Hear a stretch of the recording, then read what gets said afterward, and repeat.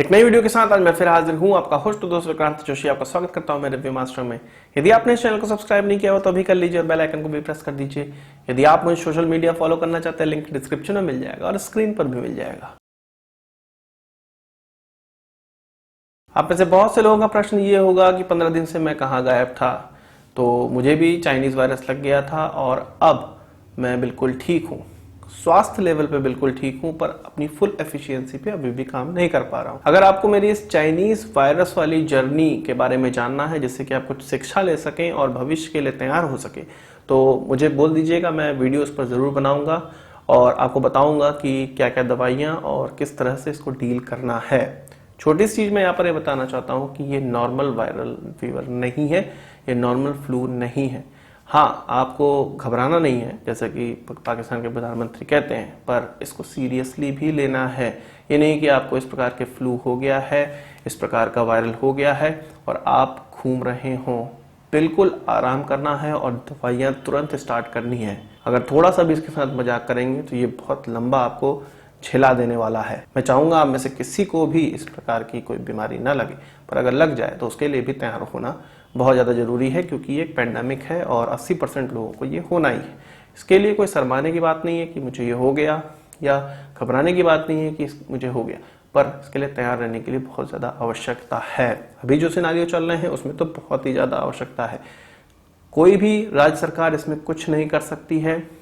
जो करना है वो आपको ही करना है, किसी के भरोसे मत बैठे रहिएगा। मुझे 8 अप्रैल 2021 को इसके सिम्टम आना स्टार्ट हुए थे और आज 22 अप्रैल 2021 है। मैं आज भी जो अपना फुल वर्क करता था, साइट पर जाना और कब तमाम काम होते थे, वो मैं नहीं कर सकता हूँ। ये जो सामने से आपका वीडियो बना रहा हूँ, केवल बैठ के इतना ही काम मुझसे हो सकता है।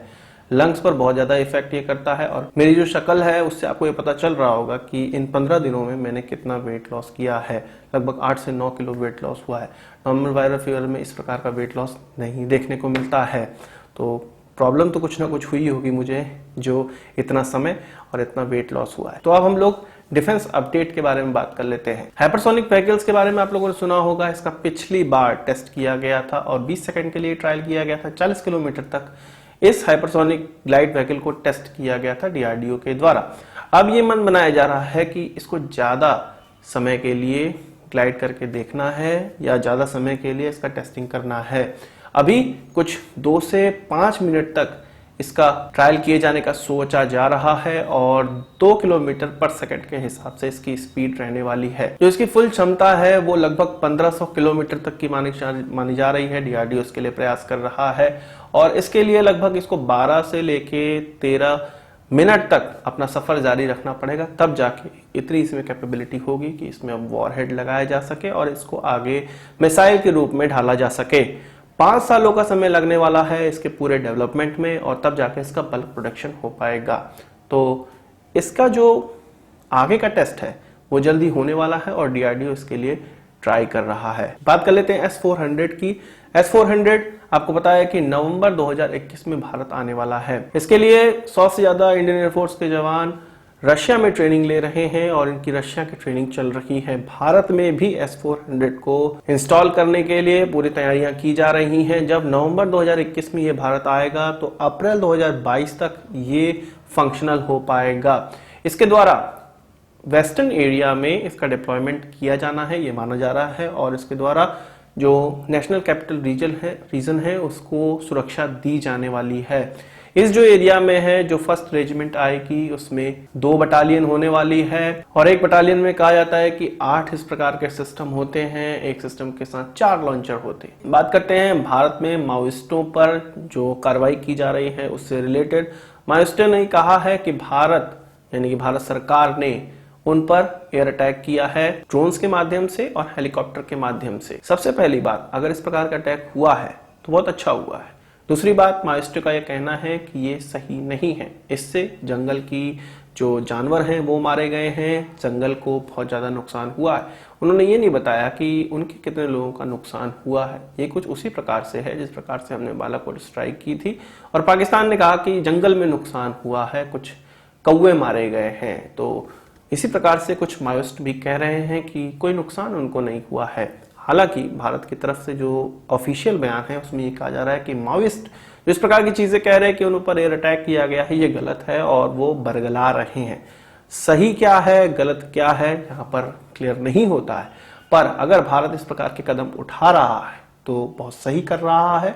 और अगर माओइस्ट इस प्रकार की चीजें झूठ बोलने का प्रयास कर रहे हैं तो ये दिखाता है कि वो किस प्रकार से भारत के लोगों की सहानुभूति लेने का प्रयास कर रहे हैं और वो अपने आप को एक विक्टिम की तरह दिखाने का प्रयास कर रहे हैं। वही बात कर लेते हैं पाकिस्तान में हुए बम ब्लास्ट की। और तहरीके तालिबान पाकिस्तान जो कि एक आतंकवादी समूह है पाकिस्तान का, उसने इसकी जो जिम्मेदारी है वो ली है।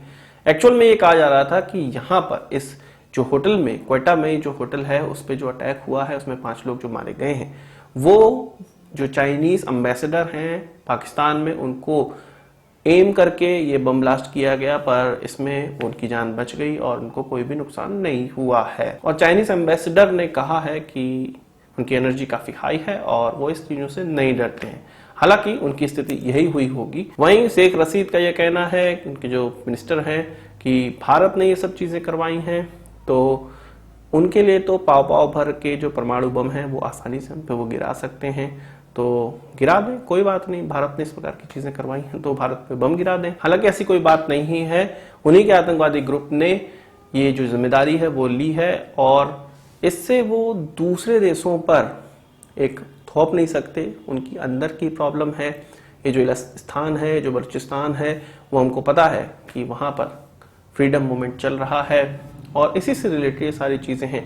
चीन वहां का दोहन कर रहा है तो चीनी लोगों पर गुस्सा तो उतरेगा ही। वही बात कर लेते हैं श्रीलंका की। और श्रीलंका के पोर्ट पर एक चाइनीज जो शिप था वो पहुंच रहा था। एक्चुअल में ये जो शिप है वो एंटीगुआ में रजिस्टर्ड है, पर ये जो जा रहा था वो चाइना जा रहा था और वहां के लिए रेडियो एक्टिव मटीरियल लेकर जा रहा था, यूरेनियम लेकर जा रहा था जिसको संवर्धित किया जाता वहां पर।